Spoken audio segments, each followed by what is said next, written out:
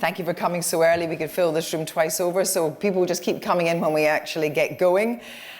We are going to be discussing the big issues for the television industry, hands up, apps, and indeed shout-outs. I just would like to introduce our panel straight away. Tim Hinks is one of the funniest and richest men in TV. The former president of Endemol Shine has been... Kirsty, can I tell you that I have the saddest... Is this a lanyard? Because I don't know if you've seen... It actually says former president of Endemol Shine, which... I know. I mean, talk about rubbing it in. I did ask... Yeah, but there is... I have to say, you may be rubbing it in, but actually, you know, there's been a bit of a help because you've been on gardening leave for 6 months, so your garden now resembles Versailles. I am for the... Without the sex. Yes, again, I'm being paid. Kirsty, you remember coming... Come on. I mean, rumour has it that Tim and Peter Fincham are setting up an indie, likely to be called Hincham or maybe Finks. When are you starting that indie? Sorry, the sound is bad. James Harding bestrides the world's biggest news empire. His ambition is to reach a global audience of 500 million by 2022. He was formerly editor of The Times, but left after creative differences with Rupert Murdoch. That would definitely have been a programme to watch. But what next? He's been talked of as the next Director General of the BBC, but that will depend on how he performs today. Sharon White is the Chief Executive of Ofcom and is about to have great power over the BBC. Having worked in Tony Blair's policy unit, that should be a bit of a breeze. How will she deal with complaints? Would Versailles have been too raunchy for you? Should Gary Lineker have worn his underpants on television? In fact, we now know that his underpants are gold-plated. David Elstein runs the opinion site opendemocracy.net. He launched Channel 5 in 1997, a man who is known to shoot from the lip. He says the BBC licence fee forces the BBC to produce a mass of ordinary, mundane programming. It is unambitious because the audience share comes first, not the quality. Dan Brooks is the Chief Marketing and Communications Officer for Channel 4. He was responsible for the launch of E4, Film 4 and More 4. He comes from a very big Tory political family, which must come in handy as Channel 4 battles privatization. And I'm sure Naked Attraction really helped that. Yes, thank you. Anyway, we've got a lot to get through. As I say, I want fill up as much conversation from the floor. I won't necessarily go to every panel member for every answer, but we're going to start, as we should do, with the executive chair of the Television Festival. A question from Chris Shaw. Yeah, good morning. This is a question for James. Are you still resisting the government's plan to appoint half of the non-executive directors on the new BBC board, and why are you so exercised about it? Thank you, Chris. Yeah, to be honest with you, yes, I am quite a headbanger on this issue. I take really seriously the business of the BBC, given the impact it has in this country, given its importance editorially of being seen to be independent. And so I think that the board, and this is, you know, there are different views, I should say, within the BBC about this. I view, from where I sit in the newsroom of the BBC, that the board should be independent and be seen to be independent. And the reason I think it's so important is that I think inevitably, look, we've had 2 referendums and a general election in the last 3 years. On every occasion, people question the coverage of the BBC. And I think the licence fee payer, the public, should have confidence that the board that governs the BBC and the News and Current Affairs division and all the journalists who work in it are independent. And I also think, and this is a slightly more subtle point, I think that journalists want to know and want to behave in such a way that they know that the people who ultimately govern the organisation are independent. We've made that argument, I have to say, very consistently, both with the last Prime Minister, Chancellor, Culture Secretary. I think we should keep making it. At the moment, all the signs that I get of the government quite dug in on that position. But yes, I continue to take the view very strongly that the board should be and be seen to be independent.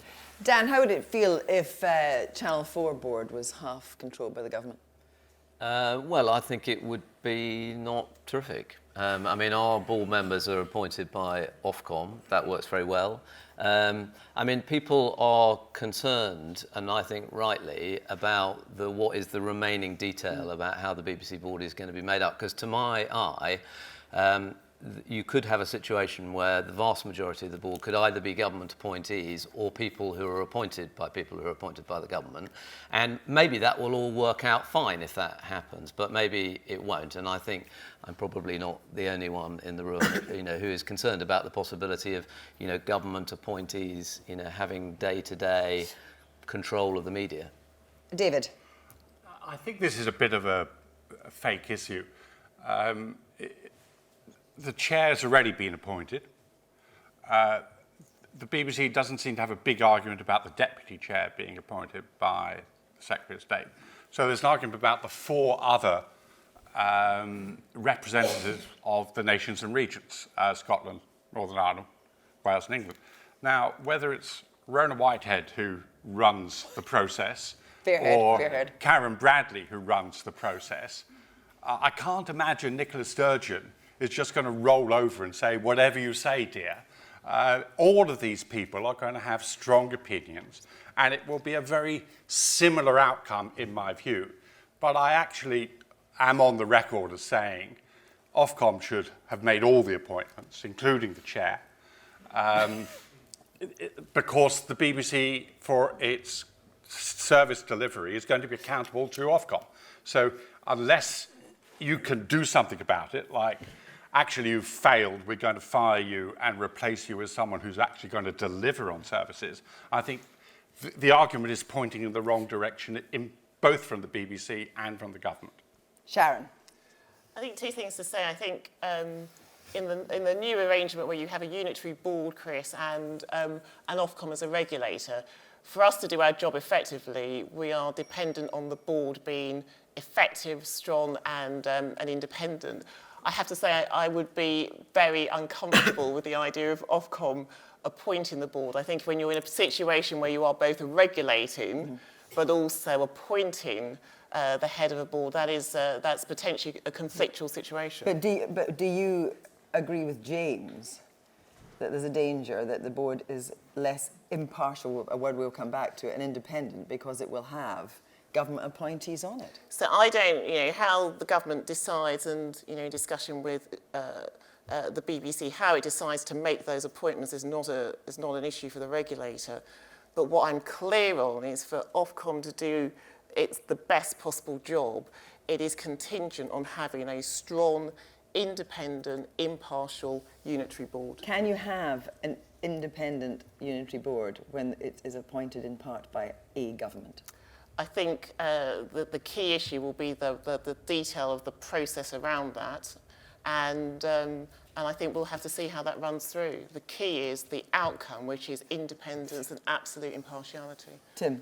Yeah, no, I think that's absolutely right. Guaranteeing the independence of that board seems to be absolutely paramount. I cannot tell you the amount of times we would sit discussing new shows and new ideas at Animal and Shine, and we got sidetracked by a discussion about the unitary board and how appropriate it was or wasn't, and indeed often got into some of the finer detail, which I'm happy to share with you all, because you seem a little bit behind the curve, you guys. But what I would say is... Maybe you'll be on it. What I would say is, well, there's one thing I would say, which is not that, but having... Actually, if you were offered a challenge... No, I mean, because I would be very good, let's be clear, but... but you'd be too busy making shed loads of money in a new independent company. There you go. Oh, good, I get a chance to say, if you'll let me finish. Feeling good to get that off my chest. So, I do think, having been on... Now it sounds like I'm picking up your point, but having obviously been on lots of boards, worked with lots of boards, through, from my experience, the issue of competence is also incredibly important, because yes, to independence, I'm a bit more relaxed about government appointees than you are, James, but that's as I say, detail. But having the competence there, and far too often on boards, possibly in my experience, I'm still on gardening leave, I'm being careful what I say, but in the dim, distant past, you can get away with literally just saying things like, well, we should take risk, but we should not, we should not go too far, and people will nod and say, terrific, excellent contribution.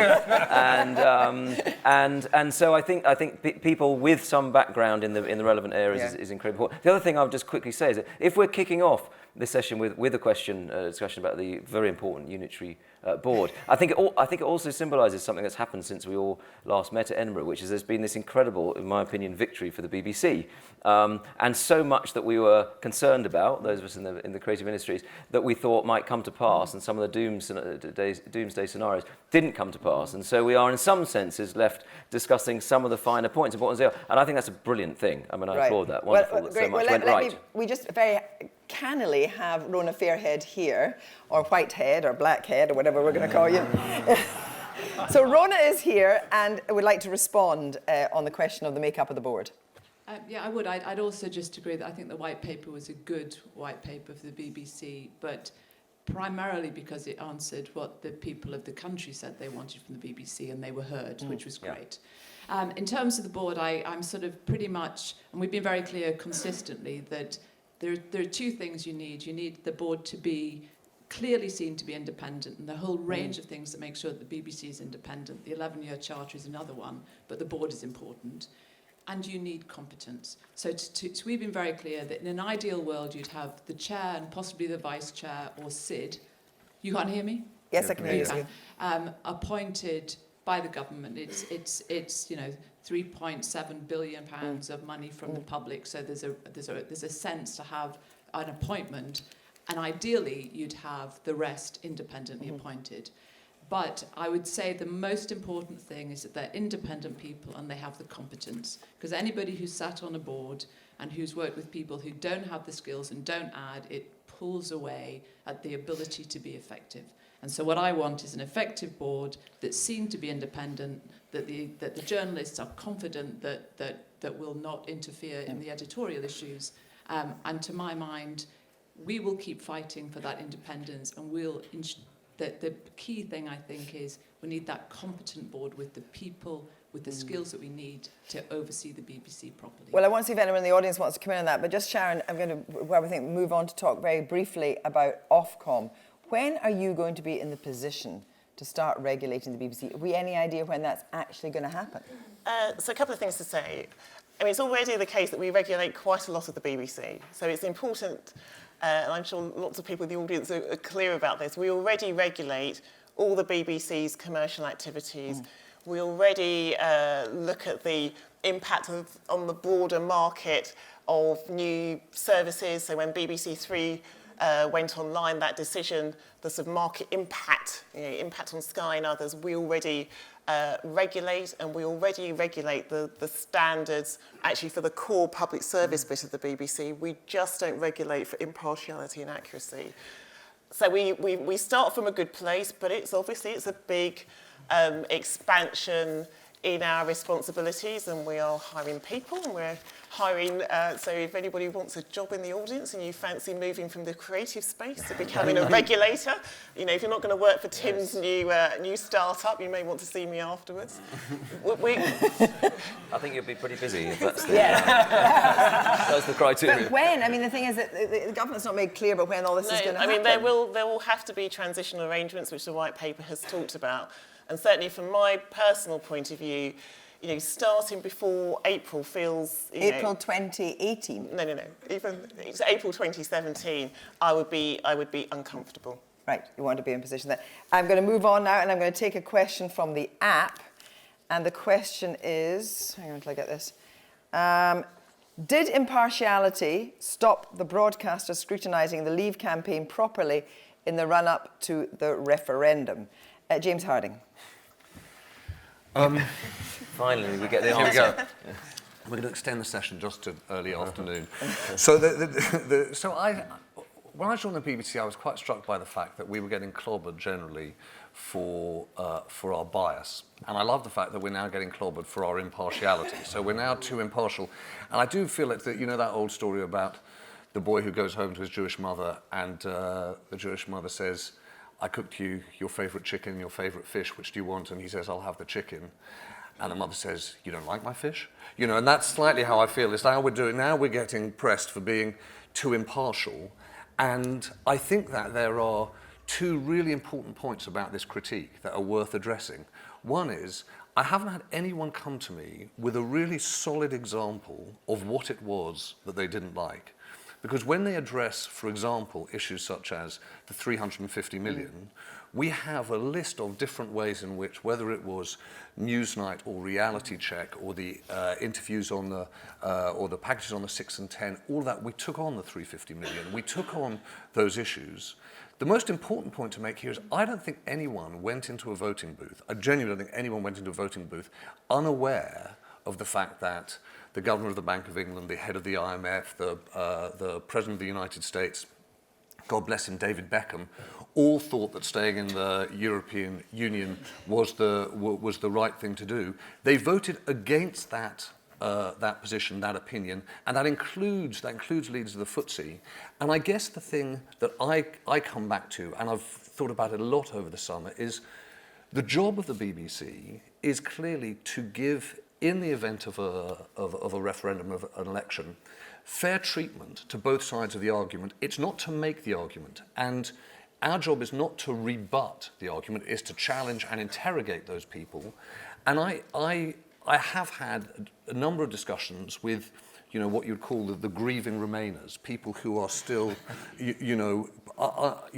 feel very strongly about the outcome of the vote on the 23rd. But what I haven't had is a really strong and detailed case made to me that says these particular programs, these particular packages on the BBC didn't work for them. Well, let me just put one to you. When 13 Nobel Prize-winning scientists wrote a letter backing EU membership, the BBC balanced with a cancer specialist who was a former UKIP candidate. So we went through case by case, different individuals making arguments, and it definitely was the argument of the Leave side that the quote-unquote experts, right, needed to be challenged by people. That was their argument. Now, I have massive respect for the intelligence of our audiences. They know that these 13 people are Nobel Prize winners.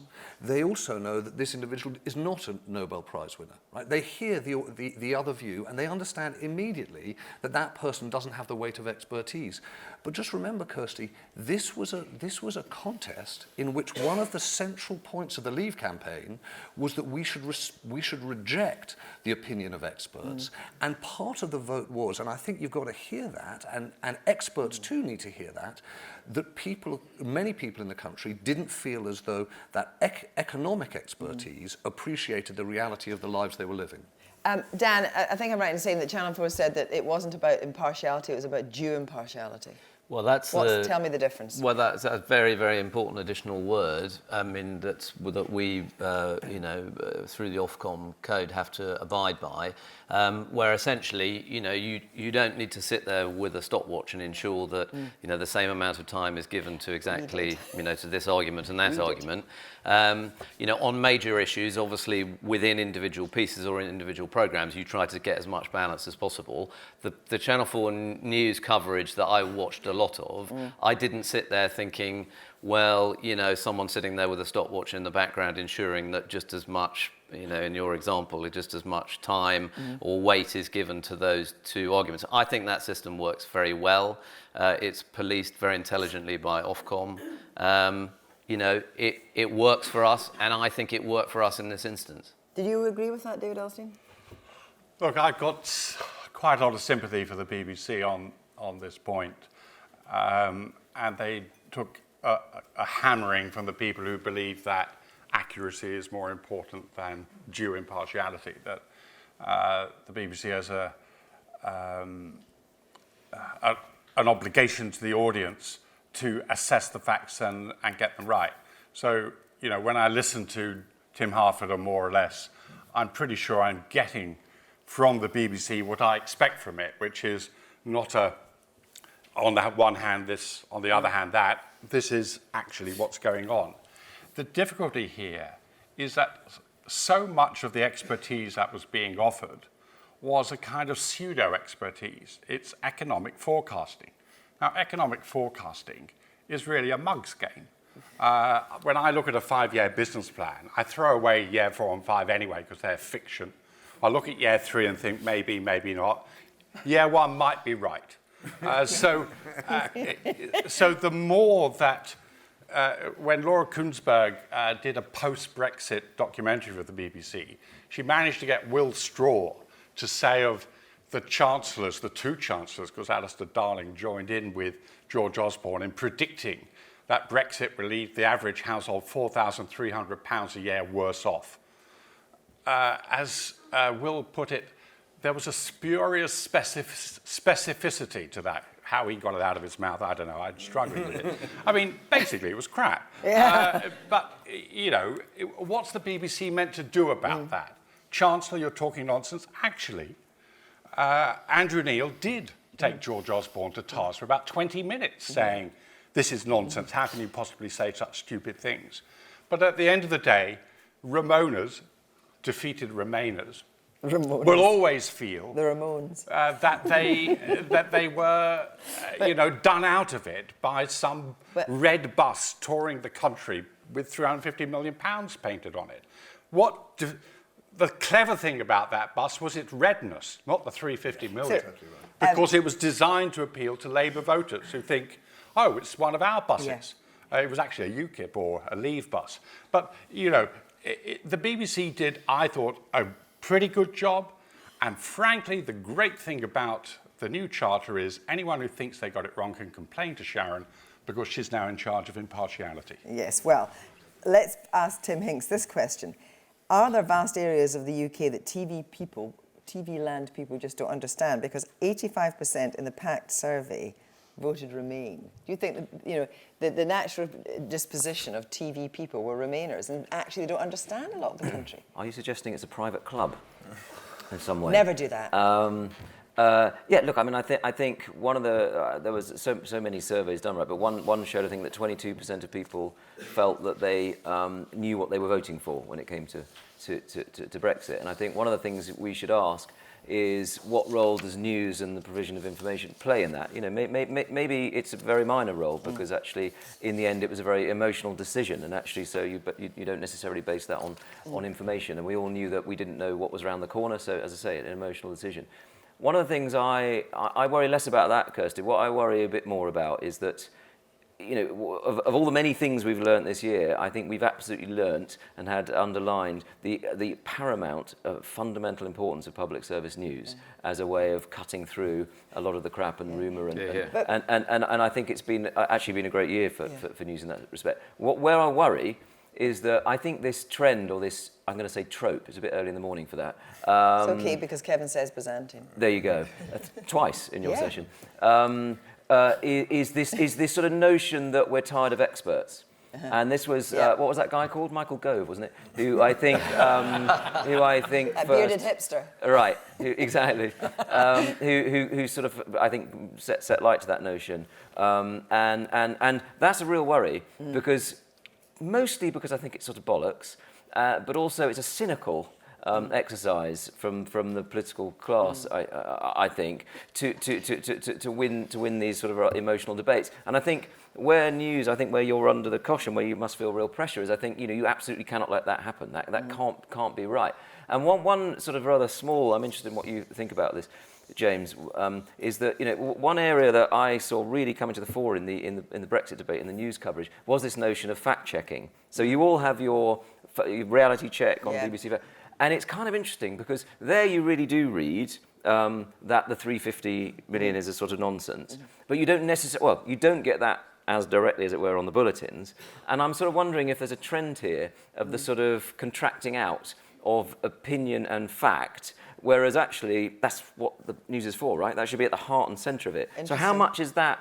I'm wondering how much that's a reaction, maybe, James, to this notion of. So funnily enough, I think this is one of the areas that is clearly actually really quite exciting if you're a public service broadcaster, because people have identified their frustration with, you know, this fancy phrase, post-truth politics.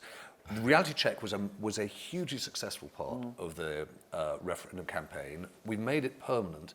The really interesting thing, though, is that you cannot underestimate the scale of this problem. So I'll give you an example of why I think it's an issue. So we have been very proud in the last few years of the growth at the BBC of our number of Twitter followers. Enormous number of people, right? So at BBC Breaking, I'm going to get this wrong, but at the last count, I think was around 23 million, 24 million. Now, if you follow at BBC Breaking, the likelihood that you will then click through and actually read the article is extraordinarily low. So we could have 23 million followers, of whom, let's say at any time, millions, literally millions, are looking at our Twitter feed and they're reading the headline. But even on a really interesting story, only about 120,000 people click through. So if you think about that from the point of view of a politician, landing the headline, even if it's not entirely true, actually is worth it, because you land the point that you want to make. And what we do journalistically is question it, typically in the second, third, fourth part. Most people never get to it. So I think there is a really big role, I think for all journalists and all newsrooms, but particularly for one like the BBC, to get after this. And, you know, and I hope that people will continue to come to us, particularly because they think the things they're finding on their own social feeds won't necessarily answer that question. Right, we can take another question now, and it's a question from a real live person, and that person is Ruth Pitt. Where's Ruth Pitt? Ruth Pitt, can we take the question from Ruth, please?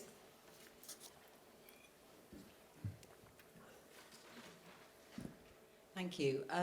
Was Shane Smith right to suggest that the media establishment hasn't got a clue how to attract younger audiences? And just Look at this audience today, for goodness sake. I mean, but that's because you're here. Well, I'm going to come straight to Tim Hinks. But look at those statistics. BBC One and BBC Two average age of viewers 62, ITV 60, Channel 4 55, E4 42, which for me was astonishing, and Channel 5 58. I mean, they may not be so accurate, but do all these people in TV land know how to attract? I genuinely think those averages are not very useful, but I'll let others, speak about this. But I think, I have to confess, I wasn't in the hall on when... Neither was Shane Smith. It's right, there you go. Not entirely. On Wednesday night. So, but I did read what obviously wasn't what he said. It was a sort of garbled sort of piece of paper with lots of words vaguely connected to each other. That can't have been what he said, right? So I read that. And so I was actually, he's got this reputation, extraordinary marketeer, isn't he? For this rock and roll kind of guy. I mean, I've got to tell you, and I have not told anyone this, but actually at that time, I was actually sitting with my family watching Bake Off, and I had 2 glasses of Pinot Noir, and at one point I turned to my wife and said, "This is flipping interesting." So if he wants to go man on man, I mean, and also I think the same amount of tats as he's got. I haven't got any tats, but what I have done half an hour ago, I did, just for the purposes of disclosure, drop some acid. So, and that's currently kicking in.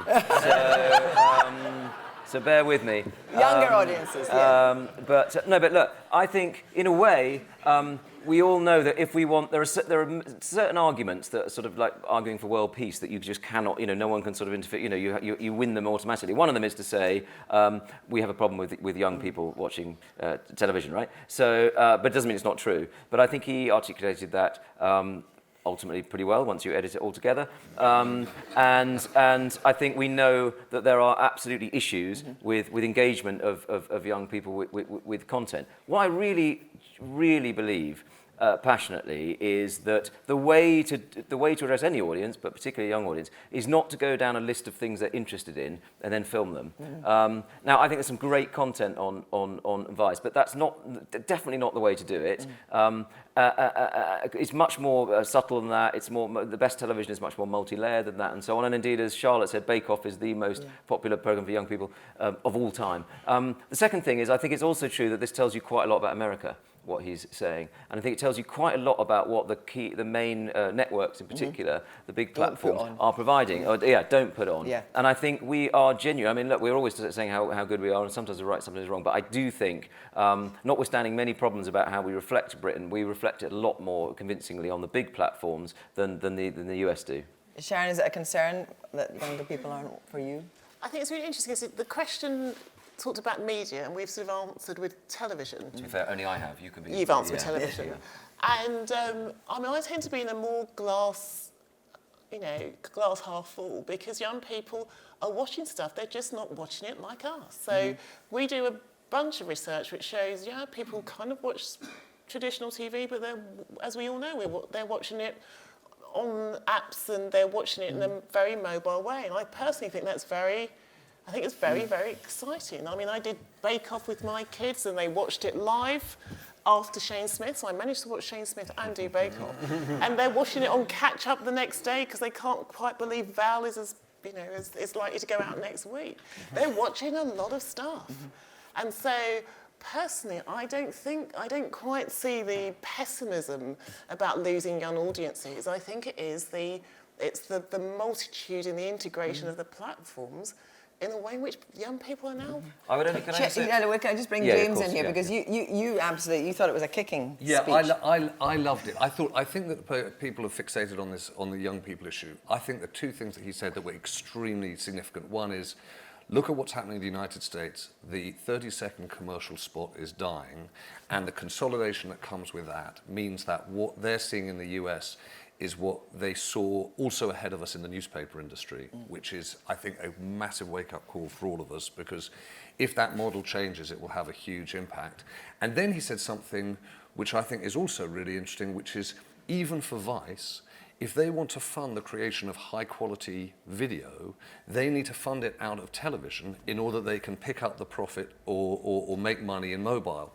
Again, that seems to me to be really important for anyone who's making television. We've got to think about the nature of the relationship we've got, not just on what we put on our TV screens, but on mobile. The one thing I'd just say, just to pick up on Sharon's point, is it's true, young people are watching a huge amount of TV, primarily on their mobiles. The issue for all of us, whether or not you're commercial or whether you're public service, is how do we measure it? Yeah. And I have got, I suppose, a bee in my bonnet, which is, at the moment, our relationship with the big platforms is basically based on a negotiating principle, which is please. We go to the West Coast, we have a nice meeting with them, and we say, look, huge amount of our content is on your platform. We'd really love the data so we can understand how to do it better. And they say, why should we give it to you? And we say, please. And I think we need to think about how we do that differently, because for all of us, for the BBC, in terms of underlining what we're doing and how we're serving young people, the only way we can do that in a way that's credible with license fee payers is to show them and measure it. And I think there's a big opportunity for the industry, for all of the broadcasters, actually for the publishers too, to think about how would we put together a mechanism of measuring use of social media. Do you agree with that, Dan? I do. I mean, I like Shane Smith. You know, he's basically a pirate, isn't he? And, you know, I like pirates. And, you know, the things that I heard him say were, you know, media can change the world. We're all in the media. We have a great responsibility in that respect. You know, that may seem obvious, but what's not to love about that? You know, and I also, you know, the young people are the next big thing. Well, what's not to love about that? I mean, the one thing I would say is that he seemed a bit, as we have experienced with other people not from the UK giving that speech, is that they, you know, it's almost as if they're giving their speech to a US audience and not taking enough account of how things are in the UK. My one quibble with him is that the you know, the high-minded content that he showed and the sort of list of subject areas, I mean, that is being screened out by the Facebook algorithm that I receive in the UK, you know, because the majority of it that comes into my feed is about sex and drugs, and there's nothing wrong with that, but it was giving a slightly different impression. You know, there is a real opportunity in social media, you know, picking up on what James was saying, to offer fantastic news to young people. Channel 4 News on Facebook is going absolutely gangbusters at the moment, and notwithstanding his comments, there are 10 times as much views to Channel 4 News Facebook content than there is to Vice content this year. 10 times. Anything from the audience on this? Hands up if there are. There's two questions here, one at the back and then one in the middle. We'll take each of them in turn and then put them both to the panel rather than coming back. So 1, 2, and then back to the panel. There we are. Okay, we have a microphone. There we are. Marcus Sturkey from SVT in Sweden.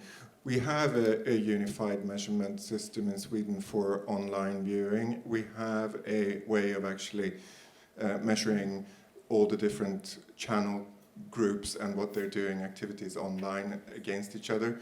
The scary thing is, once you get those measurements, is that you realize how little part of the online universe is dealt with by public service, especially amongst young people. When your younger viewers only spend about 3 or 4% of their online time, viewing time online on a public service platform, whereas in broadcast you still have about 33% of the audience, that's when you really need to start thinking. And I think the UK, to me, is way behind in seeing that coming. And once it comes, it is a bit of a shock. Thank you very much. Need a question from the middle here before we come back to yeah. Thank you. Yeah, Christian Aurora from SBS in Australia. To be fair to Shane Smith, he wasn't just talking to an American audience, he was talking globally. And I think we really have to look at what Vice is doing on a global level. One of the partnerships, channel partnerships he's got alongside SBS for the rollout of Iceland is with the Times of India. And he said, I know that the Indian market is the biggest growth market for millennials.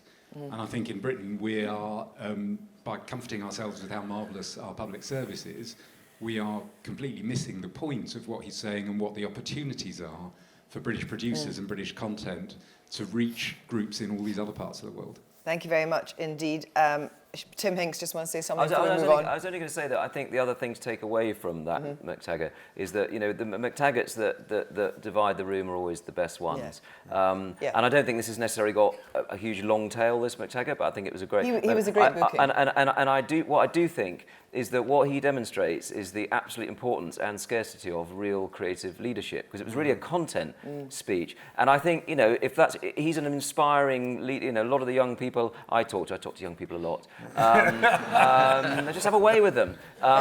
Is they felt really inspired by it anecdotally, and I think that there's something magical about that. And I do think it reminds you that whilst we spend a lot of our time talking about how content, whether it's television, whatever platform, brings people together, I really think we shouldn't underestimate the importance, fundamental importance of content that divides as well. I think some of the best stuff we've all grown up with watching actually divides people, and it's incredibly important to hang on to that. And I think he divided the room, and I think, you know, job done. I totally agree. I think he was a good booking.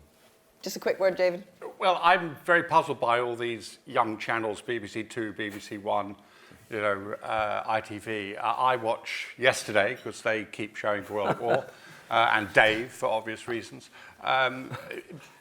So I'm really pleased that there's someone who is going to serve younger audiences. But, you know, most of this is PR. As Dan says, the proportion of actual original material of high quality designed for the young audience that Vice is delivering is about 1% of their throughput. It's like, you know, Netflix is changing its model from archive to origination. Well, it's still about 95-5. It will eventually get to 90-10. But all they want to talk about is the 5 and the 10. It's entirely understandable. We shouldn't all fall for it.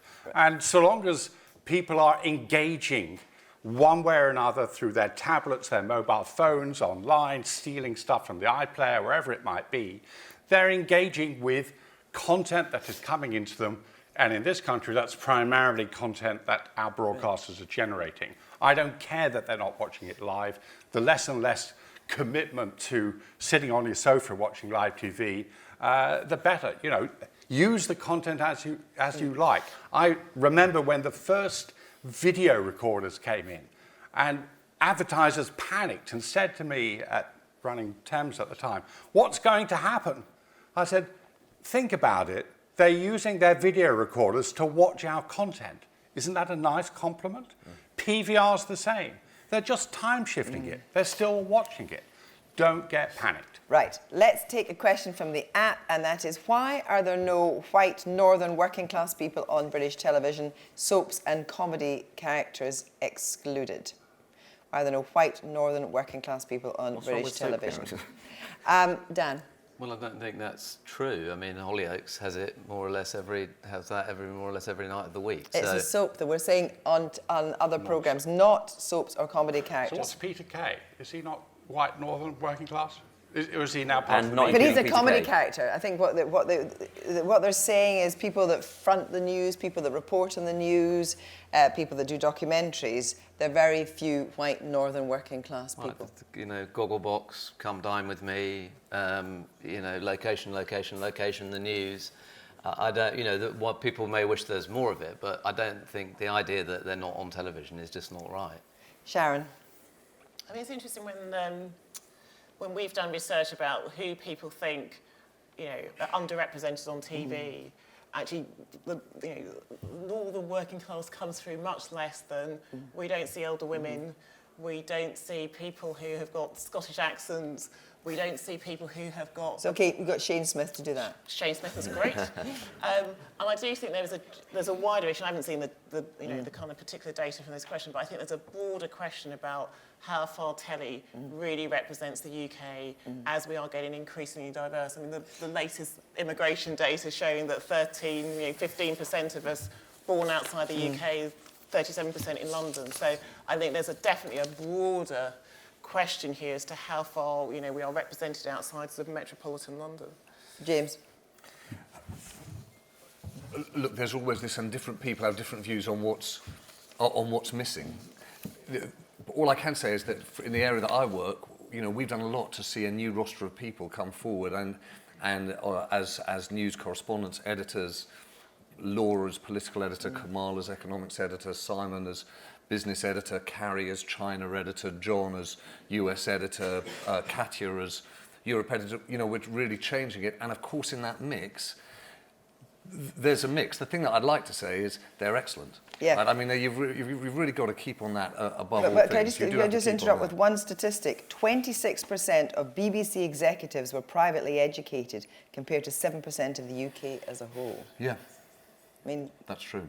What do you think? I think there's absolutely clearly an issue, right? We all agree on that. I think the social class issue is one of the fundamentals, because I think that it's something that people oddly don't talk about very much. I mean, perhaps we do, but it's a sort of somehow seen as a slightly old Labour 1970s notion of class, and I think there's a huge issue there. And actually, that number of 22%, some of the big 26%. indies... 26%. Yeah, so that's actually a bit low compared to some of the big indies, where it gets to 35 and so on. But so that's a huge issue. I think that actually what we've seen over the last couple of years is the slight worry amongst many of us that we're going to get a lot of warm words on this, but not much action. I genuinely think there's been quite a lot of action. I genuinely think the Project Diamond initiative is really a fantastic way of kind of trying to underpin some of that. I think that now conversations, as a producer, you are now having conversations with commissioners about diversity, about inclusion. That wasn't happening a year or so ago. If it was rather piecemeal. So things are moving, right? But it's going to take time, and we need to keep... Yeah. But I can still see, I'm just going to say this to you, but I can still see that lots of posh kids get to work in TV for no money because they can. Yeah, well, I do think that is an issue, and I think the question as it relates to people working in the industry, that definitely is an issue, and I do think that needs to be addressed. We are trying to do our part in that. So we, more or less once a month, we go to a town or city in the UK where you wouldn't normally expect to sort of people are going to apply to work in the media. We get 100 young people together. We talk to them about what life working in the media would be like, what life in Channel 4 would be like. Then some of those people then come down to London a couple of months later, and we sort of we build up a database of younger people from parts of the country and backgrounds where you wouldn't expect people normally to get into television. And this I think is what the whole industry has to do. Yeah, I mean, I think the coming to London is the issue as well. I mean, it's a very good point about why should it all be in London anyway, and maybe Channel 4 should be hightailing it to Birmingham or some other part of the country. I mean, we've just moved offices from Glasgow to Edinburgh and significantly expanding in Scotland. I mean, it's interesting diversity for us, where we've got responsibilities by law to try and work with the broadcasting industry to extend diversity, has probably been an issue that we have not been as active on in the last few years. For me personally, it's one of my most important priorities while I'm Chief Executive at Ofcom. We will have responsibilities. The BBC's now got a new public purpose, which I think is really important on broader diversity, nations, regions. I think Tim's point about social class, we don't talk about it. And it's, I think, the sort of the back burner issue as you get more visible diversity. Actually, if you simply got actually sort of narrowness of thinking, because we still come out of the same universities and the same schools, And Project Diamond, I think, ought to be a very, very important spur as we start to get some proper data next year. Actually, Sharon, can I just say one thing? I do think as an industry, if you look at it by comparison with others, actually we do talk about it. And the difficulty with these things, and particularly at events like this or panels like this, is you either opt for the position which is, this is not enough, we must bang the table and do more, or you sound complacent and defensive by saying, oh yes, let me list through all the things that we're doing. Let me toot the horn for an organisation that's not mine. Channel 4, the way Channel 4 handles the Paralympics inspires, I think, the whole of the broadcasting industry to think differently about how its own newsrooms, how its own operations work. And we actively think about saying, how do we make sure that, in our case, we're going to be the best place for any journalist with a disability to operate. And on the social point, on the class point, I think actually one of the reasons why this has really come into view is people decided, let's do digital apprenticeship schemes. We run now a huge apprenticeship scheme for people precisely because as each of these different issues comes clearer, as we realise that we've got a real problem in terms of black, Asian, ethnic minority individuals working in broadcasting, we then also focus on disability. And as a result of that, I do think that the industry is really focused on this issue. I appreciate the point that the questioner is making, which is, well, hang on a second, are we getting enough representation in particular programming? But I think when you stand back and you look at the media industry overall, I see an outfit that is actually really trying to address it. But Okay, can I just comment again on this? Thanks for your comments about the Paralympics, and just to reassure everybody, it's going ahead. It's going to be just as big and hopefully successful as London. The one thing I would say, I mean, I'm the person on the board responsible for championing diversity at Channel 4, and we try to focus on various aspects of diversity. I do think disability is the area that has the furthest to go. It really, really does. It's the area of lowest employment. I suspect probably the lowest area of representation, and it's complex because you've got one collective noun that encompasses 20 or 30 different impairment types, and the level of awareness and understanding about that is extremely low. So I just a shout out really for a focus on that as well as on social mobility. Well, let's stick with Channel 4 and take a question from Adam Barker, please. Where's Adam Barker? Wait till the microphone gets to you, please, Adam. Is there any upside to the idea of privatising Channel 4, and is it going to happen? First of all, the new culture minister, Matt Hancock, has said he's going to look at all the options for Channel 4's future. Upside to privatisation, David? Well, I do see an upside from a privatisation process, not necessarily from privatisation itself. And I'm afraid if you want to read the full 9,900 words, you'll have to go to Open Democracy to read it. So I'm not going to inflict it on you today. I think privatisation basically has gone away. There's still talk of part privatisation, but I don't begin to understand what that could mean and how that could be of any benefit. But the reason I favoured a privatisation process was to challenge the government statement that what would happen would be an enhancement of the Channel 4 remit. And I'm a strong believer in enhancing the Channel 4 remit. If you can do that, you've done some good. How would you do it?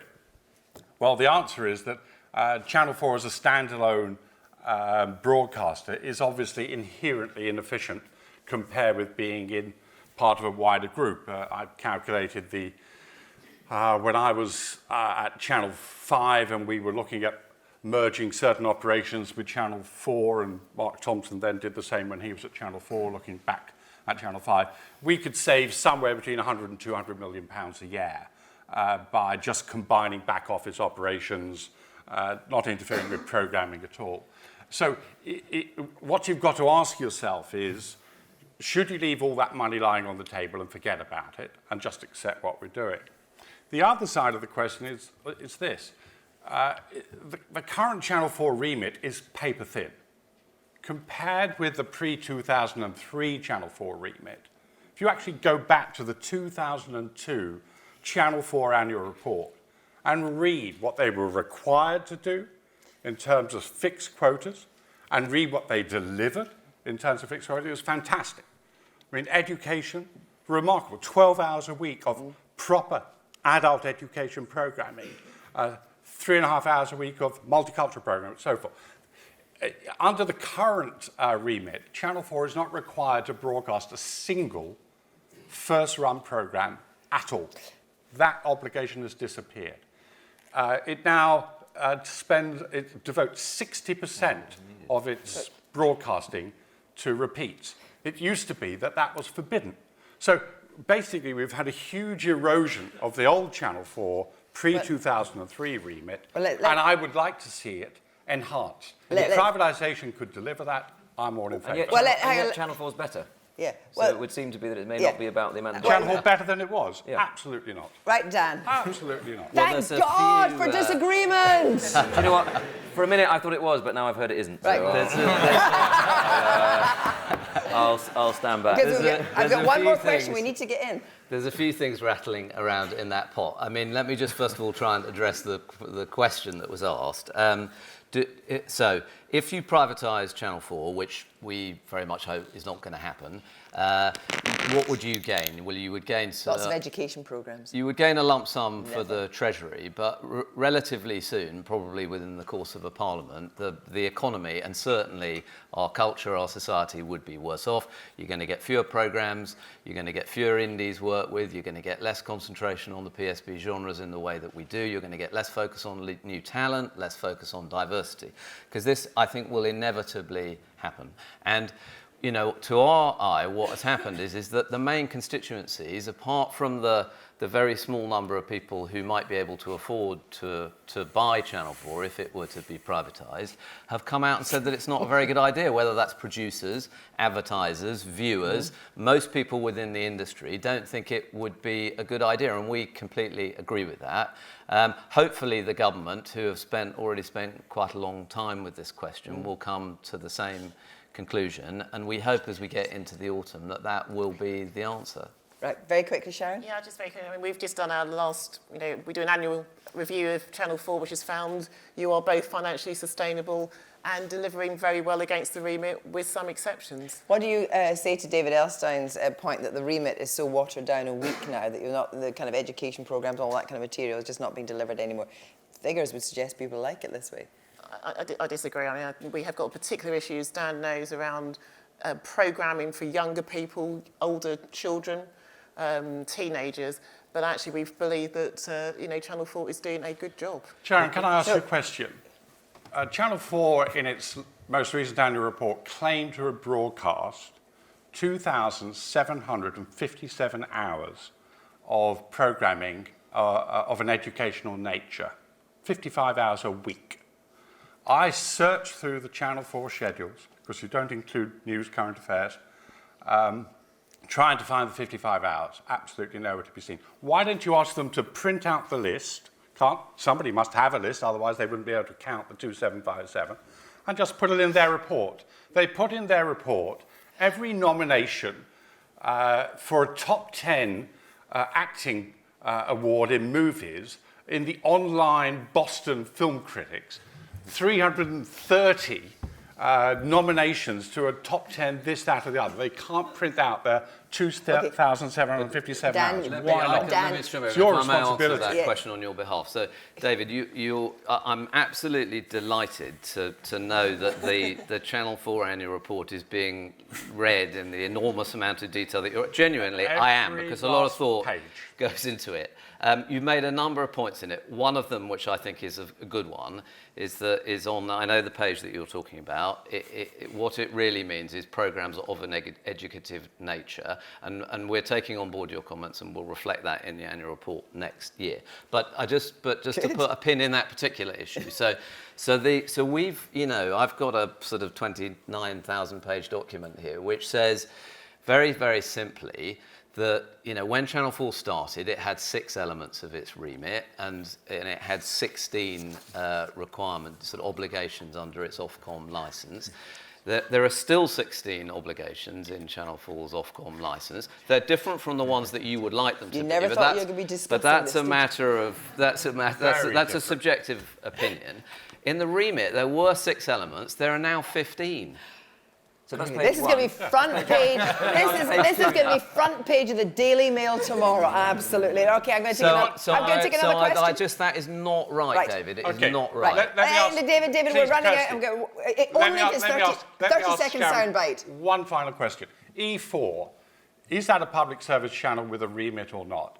How is it allowed to breach the most fundamental requirement of 50% EU content? 70% of E4 is acquired, 95% is repeats, 2% of E4's David, output I'm going to have is to UK cut origination. you off and get Sharon. How do you allow that? Sorry, this is probably of wide interest. Yes. But the public service broadcasting obligations only apply to the main channel. Thank you. Okay, But we're going to take now, David. 50%. We're going to take a question from David Strachan, please. Can you say where you are? Wait till the microphone comes to you. In Charlotte Moore's session, Mary Nightingale quoted from the BBC's annual report a sharp decline in network commissioning in Scotland. 55% of the licence fee gathered in Scotland is spent in Scotland compared to 95% in Wales, and that doesn't include the spend on S4C. What is the BBC's problem with Scotland? James Harding, you're on the executive board. 10:59. Yes. Do you know what? We started late and we're giving it a full hour. The gold medal was in your grasp. David, I just want to talk about this E4 issue. Are you getting stuck into that? Why has there been a drop in network production coming out of Scotland? We've got Rona here as well, but you need to have a go at it. So forgive me, because I am obviously the area where I think a lot about this issue is around news and provision of news, and I know that in a political context, the debate around commissioning of programmes of drama, comedy, factual, etc. in Scotland is a much broader one, and that those figures and all figures are heavily contested. Let me just let me duck it by stepping on my own particular landmine, which is news. I think that this is. I don't think there is that anyone would say the BBC has quote unquote a problem with Scotland. I think the real issue is how are we going to serve the audiences of Scotland as best as we possibly can. And I look at this, and obviously, as you know, we're thinking about this very actively at the moment. The question, and for those people who haven't followed this, the question is, what do you want to do in particular around the 6? That's where the debate has been for some time. I think the difficulty here is 2 things. One is there's a lot of political interest which can sometimes obscure where the audiences are. Now, the 6 in Scotland is the most popular news hour on the 6 in BBC is the most popular news hour in Scotland. And it's also worth noting that actually the 6 of all the 4 nations is most popular in Scotland. So people hated the Eiffel Tower when it was first built, and then they love it. No. But I think but my point is exactly. Well, let's build one of those. So the audience. So I do think our issue with in news is saying actually we've got to respect the fact that the audiences really value what they're getting. So if we were to do anything, if you were to do anything, you'd have to be confident that it was better. I worry honestly about the extent to which this particular issue is yesterday's argument. How would you provide better service, better provision of news, particularly given the scale of devolution? So I guess this is a rather arid answer to the point about Scotland. We are seeing very fundamental changes in the constitutional arrangements of the country and the way in which the country is governed, which means you do have to think about how you provide news differently for Scotland. The question is whether or not that's the 6 or any other way. Right, Sharon, what do you think about that, the idea of a 6 o'clock news, international news from Scotland? So this would be an editorial decision for James. I'd only make the broader point, which is at the moment the audiences in Scotland, this is not just about the BBC, regions of England, Wales, Northern Ireland don't feel that they are getting sufficient representation when they watch stories on public service broadcasting. I think that's a work in progress. But the idea, going back, parking the 6 for 1 minute, going back to the idea of not the network production out of Scotland, that is the issue for producers. That actually, Tim, from your point of view, as an independent producer, you must see that it's difficult for indies if the stuff's not getting on the networks. No, of course it is, and of course there's a bigger issue here about how committed has the BBC and indeed others been, and how effective has it been to try and build production bases and creative bases. And I remember there were 2 director generals ago, I think, probably privately, I have no idea. So Mark Thompson, was saying that, you know, God, in America, you can just about get 2 bases, LA and New York. Here I've got sort of 5 or whatever it was, to paraphrase. And so that's the issue the BBC has, from afar, has still not wrestled with any more than anyone else. Can I say one other thing as we approach the end? Why is no one, there's no session at Edinburgh, sorry, this is for taking the spotlight over, there's no session at Edinburgh about it, which is a minor observation, but one of the biggest cultural changes are you ready for this, in our landscape in terms of what we're doing, something we haven't seen for a long time, this huge shift is the BBC Studios, what's happening at BBC Studios. This is an extraordinary event. And an exciting event for down in my next those of us outside that it's a massive creative fillip for the industry. And it's interesting that it doesn't get to. I think the BBC deserves extraordinary credit for finally acknowledging that in-house just doesn't work. And ITV in their own way have done that because they've gone more acquisition based. You know, the in-house experiment is over. You need a freer market for ideas. The BBC's embracing it. They deserve massive credit, and it's incredibly exciting. Look at my face, how excited I look. I can see how excited you look. Once your gardening leave finishes. On Henman Hill, they're applauding us where they're watching this broadcast go out. So, but here is a big issue. This is a big issue for Scotland because when Charlotte was asked about drama, what dramas being made in Scotland, she cited a Red production which is being made out. It's a Manchester company owned by the French. Outrageous. It was outrageous. It was outrageous. Kirsty, the fundamental issue still remains. I mean, I was watching the BBC Six last night. Italian earthquake, Cambersands tragedy, GCSE results in England, Wales and Northern Ireland. Well, like most people in Scotland, I turned over to Well, actually, the problem was STV. the Six didn't put the Scottish Hires on from the month previously. So, you know, this was the most important domestic story, which was of no relevance to the Scottish viewers at all. And yet, as it mattered so much to the rest of the UK, there it was sitting. So I've always been in favour of a Scottish Six. I've always been in favour of a Scottish broadcasting channel of its own, television channel, not just a radio channel. I think the BBC should be pumping much more money into Scotland and much more editorial control and responsibility. Right, but let me just very briefly go back to David Strachan on that, and just before we finish. It's about constructive engagement and relationships, really, rather than great big Stalinist strategy. Can't possibly be talking about Pacific Key. Okay, just finally, James, can we just talk about very briefly? Are you suggesting that the Six decision will be batted into the long grass? It will happen or won't happen. I mean, when do you think a decision will be made? No. So we've been. So when I say actively, there's not a secret. So we looked at. We did a run of pilots to take a look at it. None of them really worked. Yeah. So now we want to take another look. You know, I think David makes a lot of really good points. The reality is, of course, we don't have a magic money pot. So if you're going to make those kinds of investments, at the expense of what? And so you need to look really carefully. If you're going to take money from elsewhere in the BBC to do those kinds of things, you'd have to be clear that it would really work. And so, for example, you know, I'm really interested in this question about, just to be clear, sorry. I was going to say, but technologically, it's possible to do the Six from Scotland, pump the international stories up to be broadcast from Scotland at the same time.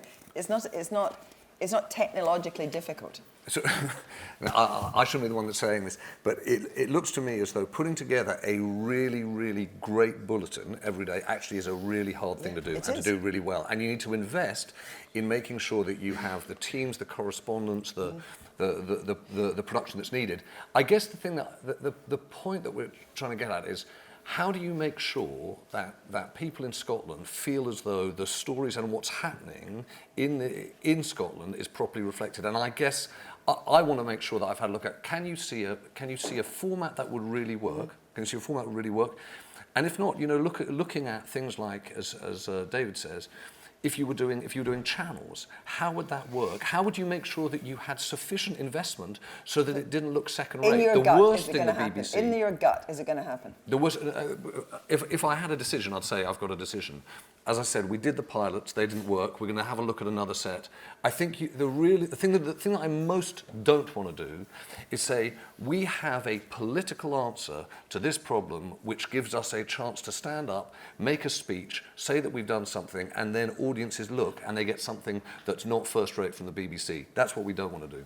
Thank you very much indeed, our panel. Please thank them for being so candid. Thank you.